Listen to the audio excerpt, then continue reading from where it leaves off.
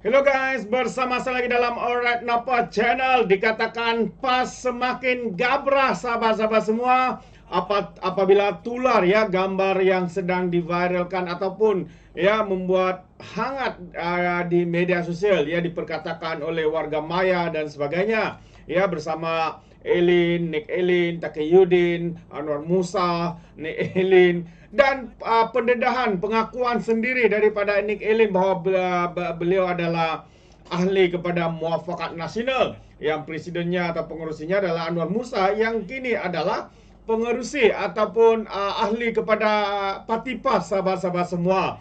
Jadi ya, hari ini kita mau mendengar pendedahan daripada Brother Iswardi dan juga mengatakan bahwa PAS harus bermuhasabah diri. Kenapa ya Brother Iswardi mengatakan seperti ini? Mari kita tonton bersama video ini. Seterusnya tentang kes Nick Elin semalam yang saya bahaskan panjang semalam. Alright, Mahkamah Syariah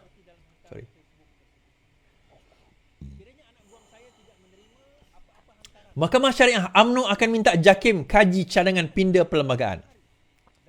UMNO akan minta semua pihak berkaitan untuk meneliti cadangan meminda perlembagaan persekutuan bagi memperkasa undang-undang syariah. Timbalan Presiden Muhammad Hassan berkata ia termasuk jabat JAKIM dan Jabatan Perdana Menteri Halal Agama. Namun Muhammad menyangkal dakwaan bahawa keputusan Mahkamah Konstitusi membatalkan 16 peruntukan sebagai memperkecilkan Islam maupun undang-undang syariah. Tentang cadangan pindaan perlembagaan, nanti kita minta JAKIM dan Menteri Agama, pihak-pihak berkaitan sama ada keperluan atau tidak.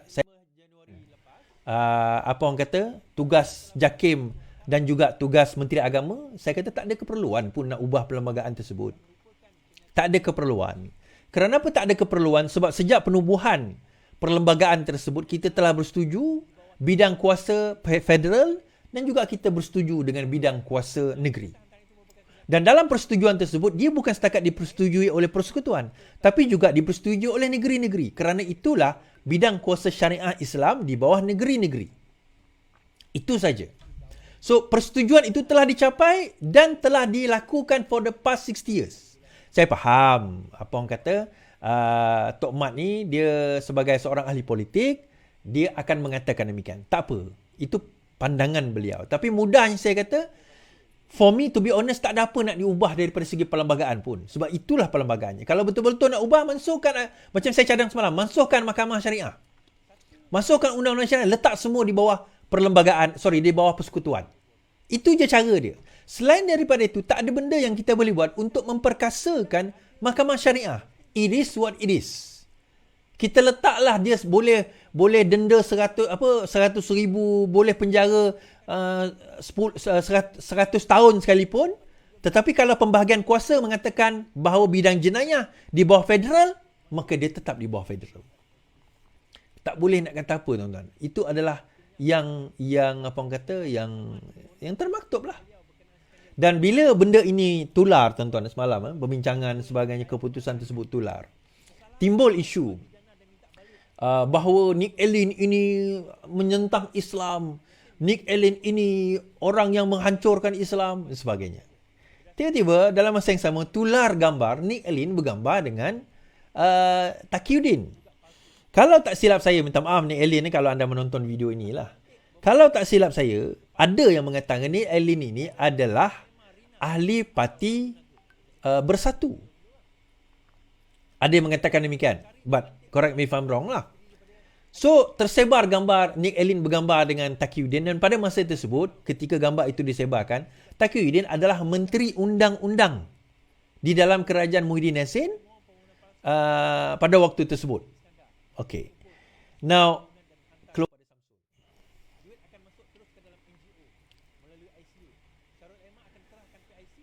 tak matang tular gambar Nick Elin, Takiyuddin, kata pemimpin PAS. Awang Hashim berkata, okey. Seorang pemimpin PAS menyifatkan tindakan menularkan gambar Setiausaha Agung Parti itu Takiyuddin dengan peguam Nick Elin Nuzurina sebagai tidak matang. Ahli Jawatan Kuasa PAS pusat berkata, tiada masalah mana-mana pemimpin parti bergambar dan berkawan dengan sesiapa saja walaupun berlainan ideologi. Siti Kasim pun kenalan dia. Bergambar itu perkara biasa. Tapi daripada segi undang-undang, kita tak betul, kalau tak betul, kita akan tentang dan lawan. Macam dalam parlimen kita gaduh, tapi bila di luar boleh makan bersama dan bergambar sekali. Betul. Saya sangat setuju dengan kenyataan ini. Saya sangat setuju dengan kenyataan Awang Hashim ini. Tak matang. Tapi tuan-tuan, yang paling banyak main isu gambar ini adalah daripada geng Perikatan Nasional. Mereka banyak main isu-isu gambar ni. Dia akan ambil gambar Anwar Ibrahim dengan seseorang yang dia orang tak anti-Islam dan sebagainya atau sewaktu dengannya, dia akan tularkan. Tengok, lihatlah Anwar liberal, Anwar liberal. Padahal yang mungkin liberal Minah atau Mamat tu. Bila dia bergambar dengan Anwar Ibrahim, tiba-tiba dia pula dituduh liberal. Tapi dalam hal ini, boleh pula dia kata, oh tak matang kita nak sediakan gambar. Okay, kenapa tiba-tiba dia orang gabra tuan-tuan? Dia gabra sebab rupanya kes Nick Elin ini dibawa pada tahun 2022. Pada bulan 5 2022, setelah berjaya kes Iki Putra pada tahun 2021. Pada tahun 2021, untuk makluman tuan-tuan dan perempuan, Iki Putra berjaya membatalkan seksyen saya tengok berapa berkenaan dengan liwat bagi Mahkamah Syariah Selangor. Pada masa itu, PAS tidak berbunyi, PAS tidak demo, PAS tidak pun menyatakan Islam terancam. Tak ada kenyataan langsung daripada PAS.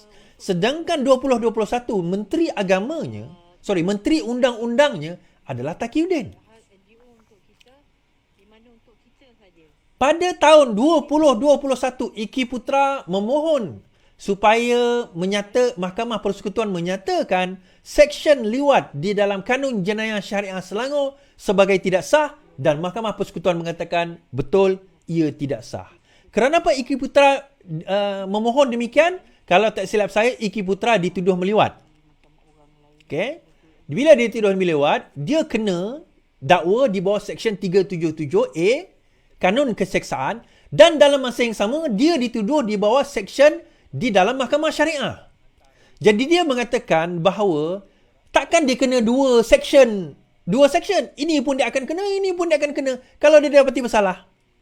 Maka dia memohon supaya Mahkamah Syariah itu dibatalkan dan Mahkamah Persekutuan bersetuju. So akhirnya dia tetap didakwa di bawah seksyen 377A Kanun Keseksaan. Tetap didakwa. Cuma Mahkamah Syariah dia tak kena dakwa. Kalau tak 2 kali kena. Tuan-tuan, saya nak cerita satu benda pasal liwat ni kan. Tuan-tuan jangan ingat seksyen 377A itu hanya untuk lelaki meliwat lelaki. Jangan ingat itu. Dia juga termaktub boleh kena untuk lelaki meliwat perempuan. Termasuk suami dan isteri. Itu pun boleh kena sebab di dalam seksyen itu dia tak kata bahawa lelaki dengan lelaki. Dia kata seks luar tabi'i. Against the natural nature. Sexual against the natural nature. Dia tak sebut pun jantina. Tapi kita tahulah kalau penetrasi ni lelaki lah. Tetapi lelaki penetrasi lelaki. Lelaki penetrasi wanita pun boleh. Kenapa bangkitkan isu ni? Sebab pada tahun 2011 seorang bekas Dewan Ulama PAS Negeri Perlis didakwa meliwat isterinya. Pernah didakwa meliwat isterinya. Pada tahun 2011. Okay? Dan kes ini kes lama.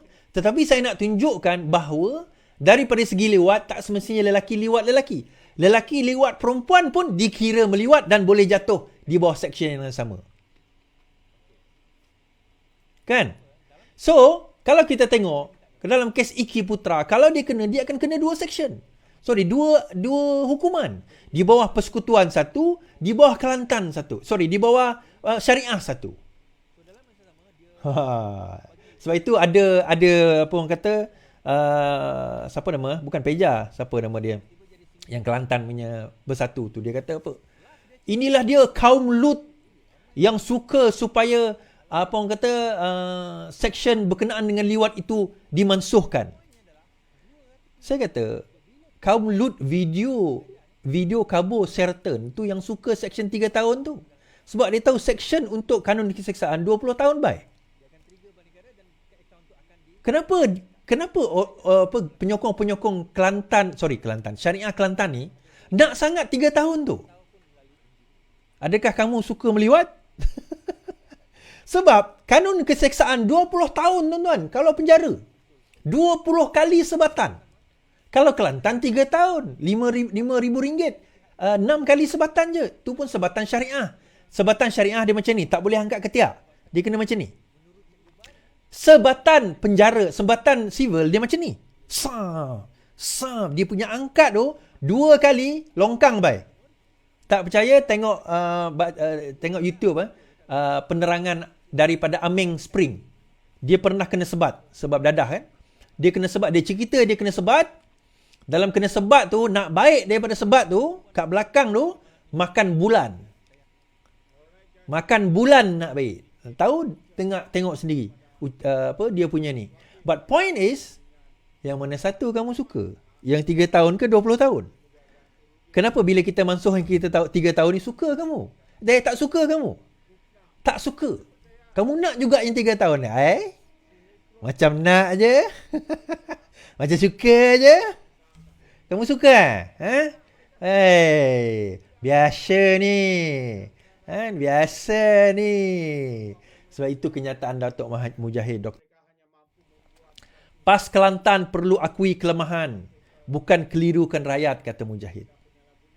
PAS harus akur keputusan mahkamah membatalkan 16 peruntukan dalam enactment Kanun Jenayah Syariah, melambangkan kelemahan Dewan Undangan Negeri kerana meluluskan undang-undang yang bercanggah dengan perlembagaan. Dalam kenyataan Timbalan Presiden Amanah, Muhammad Mujahid Surahu berkata, PAS bukan sahaja tidak mengakui kelemahan pentadbirannya, menggubal undang-undang jenayah syariah di Kelantan, malah mengelirukan rakyat dengan dakwaan Mahkamah Syariah dicabar. Rakyat Kelantan perlu persoalkan, siapa ahli Dewan Undangan yang meluluskan EKJS ini? Dan siapa Speaker Dewan Kelantan yang mengendalikan sidang DUN ketika itu? Dan siapa penasihat undang-undang yang dirujuk waktu itu? Secara moral perundangannya, pembatalan 16 peruntukan oleh Mahkamah Persekutuan adalah kegagalan fungsi ADUN dan Speaker, sekaligus mencalarkan imej DUN dari segi ia tidak menghormati bidang kuasa yang diperuntukkan perlembagaan kepadanya. Tuan-tuan, dalam masa yang sama juga, betul, itu ketidakkompetensi apa orang kata, Dewan Undangan Negeri Kelantan dalam menggubal undang-undang. Tapi saya teringat dulu, saya pernah berborak dengan Ustaz Wan Ji. Saya baru teringat. Okey, Ustaz Wan Ji ni adalah bekas Dewan Ulama Muda PAS Selangor. Dia pernah jadi duduk dalam Dewan Ulama Muda PAS Selangor dan dia pernah menulis satu makalah, satu tulisan mengkritik undang-undang jenayah syariah PAS Kelantan. Banyak benda yang dia tak setuju di dalam itu dan dia mengatakan sama ada dia bercanggah dengan kaedah Islam ataupun tak apa orang kata tidak praktikal. Malah pernah beliau dikutuk, dikeji oleh pimpinan PAS sendiri. Saya ingat saya ada satu posting pada tahun 2013 kalau tak silap saya. Daripada pimpinan PAS yang menghina Ustaz Wan Ji berkenaan dengan perkara ini. Sebab Ustaz Wan Ji sendiri pernah mengkritik. Salah satunya kalau tak silap saya berkenaan dengan rogol. Berkenaan dengan rogol. Tapi yang tu saya tak boleh nak verify. Nanti insyaAllah beliau keluar nanti, saya akan interview beliau.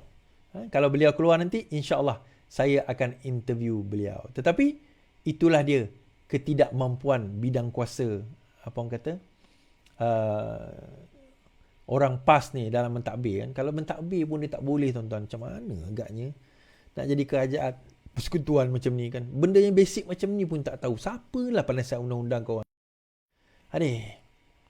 So Fahmi hari ini berkata juga, kes enactment syariah Muhyiddin sebar berita palsu. Wow. Menteri Komunikasi Fahmi Fazil berkata kenyataan pengurusi PN berhubung keputusan Mahkamah Persekutuan yang membatalkan 16 peruntukan.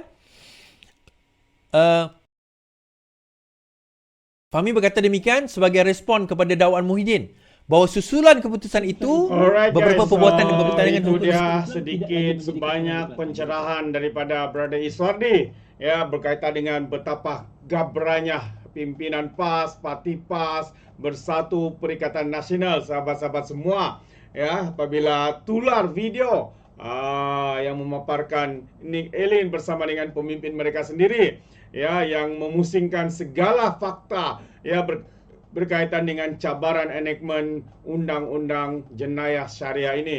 Akhirnya dimenangi oleh Nick Elin dan kita tahu Nick Elin dalam pengakuannya bahwa beliau adalah ahli kepada muafakat nasional.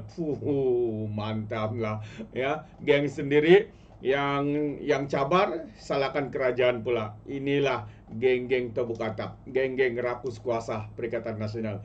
Jadi terima kasih sahabat semua, Anda boleh berikan komen pandangan Anda dalam ruangan komen. Tapi ingat, komen dengan cara berhemah. Terima kasih. Izinkan saya untuk mengundurkan diri. Dan seperti biasa, peribahasa mengatakan, tak apa pun kangkap, 2 ton keinginan. Dalam bahasa Melayunya, tubuk dadah, tanya selera. Sekian saya daripada Alright Nampak Channel. Saya kita berjumpa lagi. Bye-bye.